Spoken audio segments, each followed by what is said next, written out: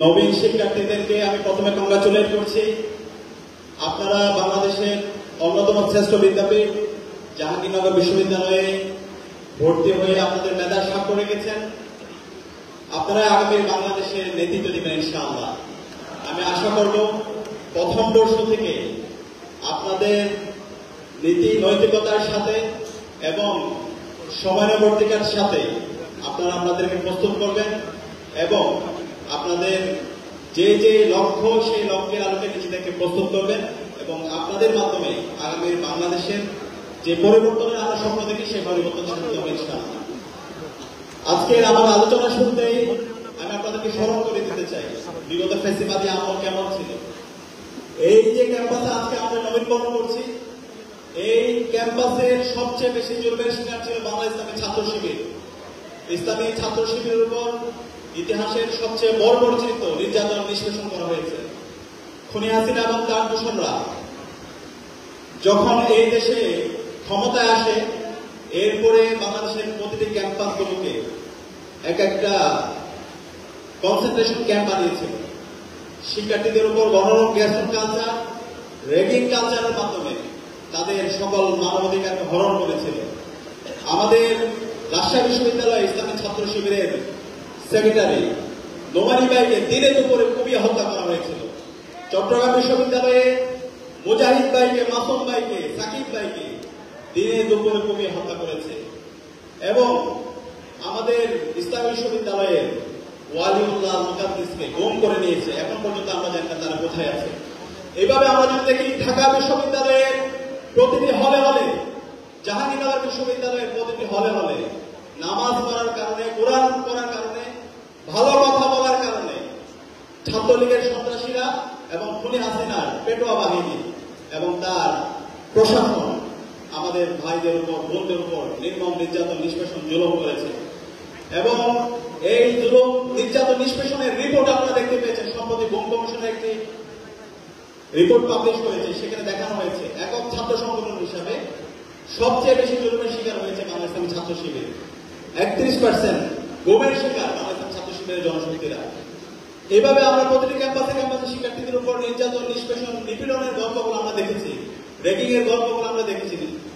হাজারো শিক্ষার্থীদের তাদের ক্যারিয়ারকে ধ্বংস করে দেওয়া হয়েছে শুধু পরিচয়ের কারণে। অনার্স এবং মাস্টার্সের প্রথম হওয়ার কারণে, হওয়ার পরও তাদেরকে বিশ্ববিদ্যালয়ের শিক্ষক হিসেবে নেওয়া হয় নাই। তাদেরকে নির্মম নির্যাতন করা হয়েছে, তাদেরকে তাদের ছাত্র জীবন শেষ করতে দেওয়া হয় নাই। আজকে জুলাই বিপ্লবের মাধ্যমে আমাদের শহীদ আবু সাইদ, শহীদ ওয়াসিম, শহীদ শান্ত, শহীদ আলী রায়হান এবং রিয়া গুপ্তের আত্মত্যাগের মাধ্যমে আজকে আমরা নতুন বাংলাদেশ পেয়েছি। আজকে জুলাইয়ের মাধ্যমে বাংলাদেশের প্রতিটি ক্যাম্পাস গণরম এবং গ্যাসরুম কালচার মুক্ত হয়েছে এবং আজকে বাংলাদেশের প্রতিটি ক্যাম্পাস র্যাগিং মুক্ত হয়েছে।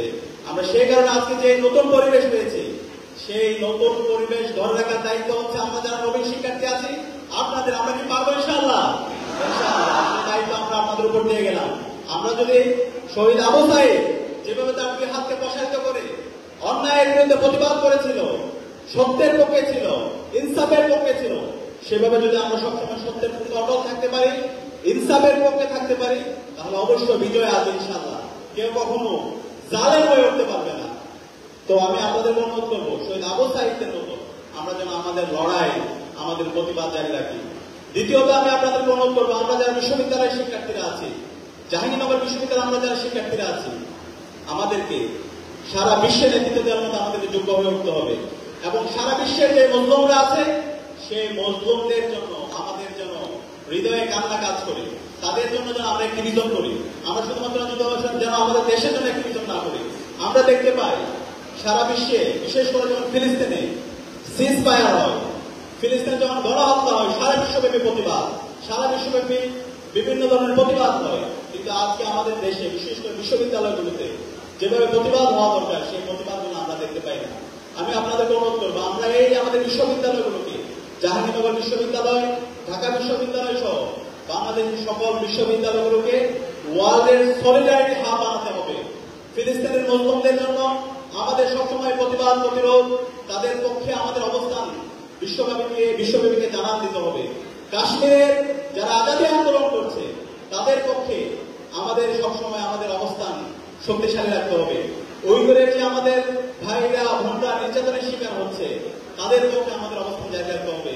আপনারা জানেন সুদানে গণহত্যা হচ্ছে গত বছর থেকে, সেই সুদানের মজলুমদের পক্ষে আমাদের সবসময় আমাদের ভয়েস রেজ করতে হবে এবং একই সাথে সারা বিশ্বের যেখানে নিপীড়িত হবে, যে মানুষরা মজলুমের শিকার হবে তাদের পক্ষে আমাদের কথা, আমাদের ভয়েস জারি রাখতে হবে। একই সাথে আমি আপনাদের অনুরোধ করবো, আমরা যারা বিশ্ববিদ্যালয়ের শিক্ষার্থীরা আছি, আমাদের ক্যারিয়ার ডিজাইন এখন থেকে করতে হবে। আমরা প্রথম বর্ষ থেকে যেন আমাদের বর্ষভিত্তিক পরিকল্পনা থাকে এবং একই সাথে আমাদের জীবনের পারপাসটা ঠিক রাখতে হবে। আমাদের জীবনের পারপাসটা যেন এমন না হয় যে আমি একটা চাকরি করলাম অথবা আমি একটু সুখে শান্তিতে থাকলাম, একটা হ্যাপি লাইফ লিড করলাম। এই হ্যাপি লাইফ লিড করা জীবনের পারপাস হতে পারে না। আমার জীবনের পারপাস হবে এই অঞ্চলের মানুষের মুক্তির জন্য লড়াই করা, সংগ্রাম করা, যেটা আমাদের শহীদরা করেছে। এই অঞ্চলের মানুষরা এবং সারা বিশ্বের নিপীড়িত মানুষদের মুক্তির জন্য আমাদের লড়াই সংগ্রাম জারি রাখা এবং আমাদেরকে হয়তো এই সমাজের সোর্স অফ বেনিফিটের কারণ, সোর্স অফ প্রোটিনের কারণ আমরা এই সমাজে থাকবো না, কিন্তু আমাদের এই কাজগুলো থেকে যাবে। আমরা এই ক্যাম্পাসে থাকবো না, কিন্তু আমাদের ভালো কাজগুলো থেকে যাবে। সে কারণে আমাদের এই ক্যাম্পাসে আমরা যতদিন থাকবো প্রত্যেকটা সময় যেন আমরা কাজে লাগাই এবং নিজেদেরকে আগামীর জন্য আমরা প্রস্তুত করি এবং আমরা এই সমাজের কল্যাণের কারণ হই। আমরা বিগত ফেস্টিভ্যালে আমরা দেখতে পেয়েছি আমাদের এই ক্যাম্পাসের অসংখ্য শিক্ষার্থীরা তারা অনেক ভালো ভালো ক্যারিয়ার করেছে, তারা বিশ্ববিদ্যালয়ের শিক্ষক হয়েছে, তারা সরকারি আমলা হয়েছে, তারা রাজনীতিবিদ হয়েছে, বড় বড় রাজনৈতিক দলের নেতা হয়েছে, কিন্তু সমাজের কল্যাণের কারণ হতে পারেনি, সমাজের অভিশাপের কারণ হয়েছে। মানুষের উপর নির্মম নির্যাতন নিষ্পেষণ করেছে, আজকে তারা দেশ থেকে পালাইছে, মানুষ তাদেরকে অভিশাপ দিচ্ছে। আমরা কি সেজন্য অভিশাপের কারণ হতে চাই? হতে চাই না। আমরা সমাজের কল্যাণের কারণ হতে চাই। পক্ষান্তরে আমরা দেখতে পাই অসংখ্য মানুষদেরকে বিচারিক হত্যাকাণ্ডের মাধ্যমে তাদেরকে হত্যা করা হয়েছে। আপনারা জানেন ইসলামী ছাত্র শিবিরের প্রতিষ্ঠাকারী সভাপতি, যার হাত ধরে ইসলামী ছাত্র শিবির প্রতিষ্ঠা হয়েছে, শহীদ মীর কাসেম আলী, সারাটা জীবন সমাজের জন্য কাজ করে গিয়েছেন, কল্যাণের জন্য কাজ করে গিয়েছেন, সমাজের সোর্স অফ বেনিফিটের কারণ হয়েছেন। বাংলাদেশে আজকে অসংখ্য প্রতিষ্ঠান তার হাত ধরে তৈরি হয়েছে। এই যে ইবনে সিনা, ইসলামী ব্যাংক, এই সবগুলো তাদের হাত ধরে তৈরি হয়েছে। এবং আজকে বাংলাদেশের যে প্রাইভেট যে প্রতিষ্ঠানগুলো আছে, সেই প্রতিষ্ঠানগুলো এক্সপ্লোর করার ক্ষেত্রে ওনার অন্যতম অবদান আছে। মিডিয়া সেক্টরে ওনার গুরুত্বপূর্ণ অবদান আছে এবং সারা বিশ্বব্যাপী তারা নেতৃত্ব দিয়েছে। সেই ধরনের সমাজের কল্যাণময় মানুষ আমাদেরকে হইতে হবে। আমাদের এক একজন মীর কাসেম আলী দরকার, আমাদের মাহমুদুর রহমান আমার দেশ পত্রিকার সম্পাদক, তাদের মধ্যে আমাদের সাংবাদিক দরকার এবং আমাদের আজকে এখানে ইলিয়াসুল্লাহ স্যার আছে, তাদের মধ্যে আমাদের প্রতিবাদী মানুষ দরকার, যারা সবসময় সত্যের পথে অটল থাকবে, সকল অন্যায়ের বিরুদ্ধে যারা প্রতিবাদ করবে। আমরা যদি সেই ধরনের অন্যায়ের বিরুদ্ধে প্রতিবাদ জারি রাখতে পারি, নিজেদের সততা এবং দক্ষতার মাধ্যমে আগামীর জন্য আমরা যদি নিজেদেরকে প্রস্তুত করতে পারি, তাহলে আমরাই আগামী বাংলাদেশের নেতৃত্ব দেব। শুধু বাংলাদেশ না, আমরা সারা বিশ্বব্যাপী আমরা নেতৃত্ব দেব ইনশাআল্লাহ। এবং একই সাথে আমাদেরকে স্পিরিচুয়ালিটি এবং মডার্নিটির মধ্যে আমাদের সমন্বয় করতে হবে। আমরা দেখতে পাই যারা অনেক বেশি মডার্ন, তাদের স্পিরিচুয়ালিটির মধ্যে ঘাটতি থাকে। আধ্যাত্মিকতা ছাড়া আপনি অনেক বেশি আগাইতে পারবেন না, আপনি যেই ধরনের হোক না কেন। এই আধ্যাত্মিকতা আপনার মনের মধ্যে মেন্টাল স্যাটিসফ্যাকশন দিবে, প্রশান্তি পাবেন। সেখানে আমি আপনাদেরকে বলবো, যারা আমরা মুসলমানরা আছি, আমাদের আল্লাহর সাথে সম্পর্কের জায়গাটা যেন সবচেয়ে শক্তিশালী হয়। আমরা দিনে 5 ওয়াক্ত নামাজ এবং আমাদের কোরআন এবং হাদিসের জন্য অধ্যয়নটা আমাদের রেগুলার থাকে। আপনি যখন সকালে ফজরের নামাজ দিয়ে আপনি দিতে শুরু করবেন এবং একটু কোরআন অধ্যয়ন করবেন, হাদিস অধ্যয়ন করবেন, কিন্তু আপনার দিনে অনেক প্রশান্তি মনে হবে। দিনে যখন 5 ওয়াক্ত নামাজ করবেন, এই নামাজের মাধ্যমে আপনি প্রশান্তি পাবেন। যখন আপনি আল্লাহর কাছে, আপনি সৃষ্টিকর্তার কাছে চাইবেন, সৃষ্টিকর্তা আপনাকে এত বেশি দিবে আপনি কল্পনা করতে পারবেন না। আমরা অন্য ধর্মাবলম্বী যারা আছে, আমাদের অন্য ধর্মের যে প্র্যাকটিস, যে ভেদস, যে নর্মগুলো আছে, যে প্র্যাকটিসগুলো আছে, সেগুলো যেন আমরা চর্চা করি। সেই চর্চা দেখবেন যে আপনাকে অনেক প্রশান্তি দেবে, আপনাকে অনেক উঁচুতে নিয়ে যাবে। তো আমি অনুরোধ করবো আপনাদেরকে এই আধ্যাত্মিক জায়গায় এবং ভালো সার্কেলের জায়গায় আমরা যেন নিজেদেরকে নজর দিই। একই সাথে সমসাময়িক যে জ্ঞান, রাজনীতি, অর্থনীতি, সমাজনীতি, সারা বিশ্ব সম্পর্কে জানার জন্য আপনাকে প্রচুর পার্থক্য করতে হবে। বিশ্ববিদ্যালয় এই জায়গায় হচ্ছে জ্ঞান উৎপাদনের জায়গা, নিজেদের মধ্যে জ্ঞান চর্চার জায়গা, জ্ঞানের প্রতি আগ্রহ করে দেওয়ার জায়গা। তো সেই জন্য আপনার ভালো সার্কেল দরকার, ভালো কিছু মেন্টর দরকার। এবং আমি মনে করি পাকিস্তান ছাত্র শিবির একটা ওয়ান্ডারফুল অর্গানাইজেশন, সেই মেন্টর আপনাকে উপহার দেওয়ার জন্য, আপনি এই দুনিয়ার পক্ষে একজন ভালো মানুষ হওয়ার জন্য এবং নিজের ক্যারিয়ার ডেভেলপমেন্ট করার জন্য, নিজেকে প্রস্তুত করার জন্য আপনার এই মেন্টর আপনাকে গাইড করবে, আপনাকে সার্বিকভাবে আপনাকে পাশে থাকবে। এবং সেটার জন্য আজকে আমাদের যে উপহার দেওয়া হয়েছে, সেই উপহারের মধ্যে একটা রিপোর্ট বইও আছে। আমি আপনাদের অনুরোধ করবো সেই রিপোর্ট আপনারা রাখবেন। এই রিপোর্টটা যদি রাখেন, আপনার আর্থিক এবং আধ্যাত্মিক উন্নয়ন দুইটার মধ্যে সমন্বয় হবে। আপনার ইনফ্লুয়েন্সিয়াল ক্যারিয়ারও হবে, একই সাথে আপনার ইনফ্লুয়েন্সিয়াল ক্যারেক্টারও হবে। দুইটার যখন আপনার সমন্বয় হবে, পৃথিবীতে আর কেউ নাই যে আপনাকে দমায় রাখতে পারবে। আমি আপনাদের অনুরোধ করবো, আমাদের এই রিপোর্ট বই, ছাত্র শিবিরের যে রিপোর্ট বই আছে সেই রিপোর্ট বইটা রাখবেন এবং নিজেকে আগামীর জন্য, আগামীর বাংলাদেশের জন্য প্রস্তুত করার জন্য আমাদের যে সমৃদ্ধ যে লিটারেচার আছে সেই লিটারেচার গুলো আপনারা অধ্যয়ন করবেন এবং এই অধ্যয়নের মাধ্যমে আপনার মধ্যে একটা হলিস্টিক নলেজ তৈরি হবে, যে নলেজের মাধ্যমে আপনি বর্তমান সময়ে এবং সমসাময়িক সময়ে সব বিষয় সম্পর্কে আপনি সম্ভব আপনার ধারণা তৈরি হবে। একই সাথে আমি আপনাদেরকে অনুরোধ করবো, আমাদের এই যে প্রথম বর্ষ, এটা লাইফের সবচেয়ে গোল্ডেন টাইম। আমরা অনেক ক্ষেত্রে মনে করি প্রথম বর্ষে আমরা একটু হেলায় দোলায় কাটিয়ে দেবো, সেকেন্ড ইয়ার থার্ড ইয়ারে গিয়ে তারপর আমরা একটু সিরিয়াস হবো। সেকেন্ড ইয়ার থার্ড ইয়ারে গিয়ে যদি আপনি সিরিয়াস হন, আর সিরিয়াস হওয়া হবে না, আপনার অনার্স শেষ হয়ে যাবে, আপনার মাস্টার শেষ হয়ে যাবে, এক পর্যায়ে আপনার মধ্যে ফ্রাস্ট্রেশন কাজ করবে। আজকে আপনারা এখানে যারা ভর্তি হয়েছেন, আপনার সবাই মেধাবী শিক্ষার্থী, মেধার স্বাক্ষর রেখে আপনারা এখানে ভর্তি হয়েছেন। আপনাকে নিয়ে আপনার আব্বা মা কেউ স্বপ্ন দেখে না, আপনার আত্মীয় স্বজন শুধু আপনাকে নিয়ে স্বপ্ন দেখে না, আপনার পুরো জেলা আপনাকে নিয়ে স্বপ্ন দেখে। তো এই স্বপ্নগুলো যদি বাস্তবায়ন করতে চান, তাহলে প্রথম বর্ষ থেকে আপনাদেরকে সিরিয়াসলি পড়াশোনা করতে হবে, আপনাদের পড়াশোনার মধ্যে কনসিস্টেন্সি থাকতে হবে। সেই কারণে আমি আপনাদেরকে অনুরোধ করবো, আপনাদের বর্ষভিত্তিক যেন পরিকল্পনা থাকে।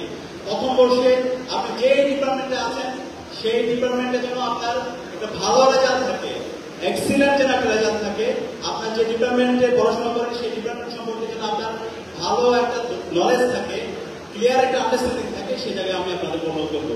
একই সাথে আপনার ভালো রেজাল্টের পাশাপাশি বিভিন্ন প্রকারিকম অ্যাক্টিভিটির সাথে এঙ্গেজ হওয়া। আপনাদের জাহাঙ্গীরনগর বিশ্ববিদ্যালয়ে অনেকগুলো সামাজিক সংগঠন আছে, সেই সংগঠনগুলোর সাথে আপনি এঙ্গেজ হতে পারেন। যখন আপনি এঙ্গেজ হবেন, তখন আপনার স্কিলগত জায়গায় রেগুলার ডেভেলপমেন্ট হবে। আপনি জানবেন কিভাবে কাজ করতে হয়, কিভাবে একসাথে কাজ করতে হয়, কিভাবে বৈচিত্র্যের মধ্যে কাজ করতে হয়। দ্বিতীয় বর্ষে গিয়ে সবচেয়ে ভালো হয় আপনার এই একাডেমিক এক্সেলেন্সি, একই সাথে হচ্ছে আপনার প্রকারিকম অ্যাক্টিভিটিসের পাশাপাশি যদি আপনি একটা এক্সট্রা ল্যাঙ্গুয়েজ শিখতে পারেন। বর্তমান বিশ্বে যে যত বেশি ল্যাঙ্গুয়েজ জানেন তার তত বেশি দাম।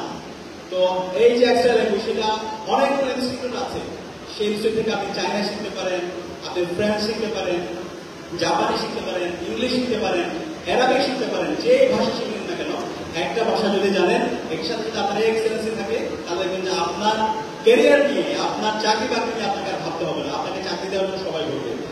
থার্ড ইয়ারে গিয়ে যদি আপনি আপনার এই রেজাল্টের পাশাপাশি আপনার একটা এক্সট্রা ল্যাঙ্গুয়েজ জানার পাশাপাশি আপনি যদি আইএলটিএস এর প্রস্তুতি নিতে পারেন অথবা জিআরই প্রস্তুতি নিলেন, সেটা আপনি দেশের বাইরে জানান না জানেন, কিন্তু এই প্রস্তুতিটা যদি আপনি নিয়ে রাখেন, তাহলে দেখবেন যে আপনার কনফিডেন্সটা অনেক উপরে চলে যাবে এবং আপনি সামগ্রিকভাবে আপনি আগামীর জন্য প্রস্তুতি হতে পারবেন।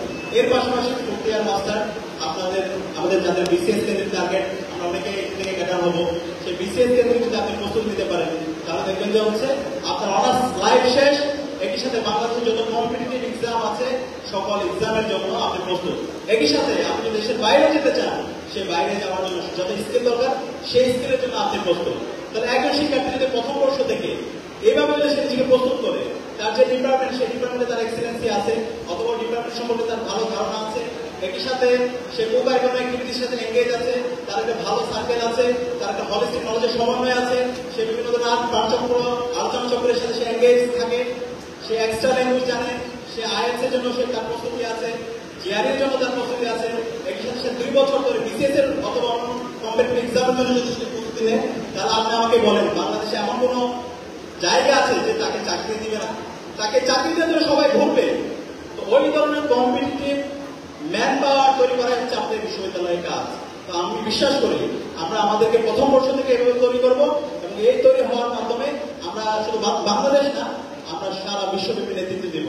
আমরা অক্সফোর্ডের, ক্যামব্রিজ, হার্ভার্ড, এমআইটি ওই বিশ্ববিদ্যালয়ের শিক্ষার্থীরা যেভাবে সারা বিশ্বব্যাপী নেতৃত্ব দিবে, আমাদের জাহাঙ্গীরনগর বিশ্ববিদ্যালয়ের শিক্ষার্থীরা তার চাইতে ভালোভাবে সারা বিশ্বব্যাপী নেতৃত্ব দিবে।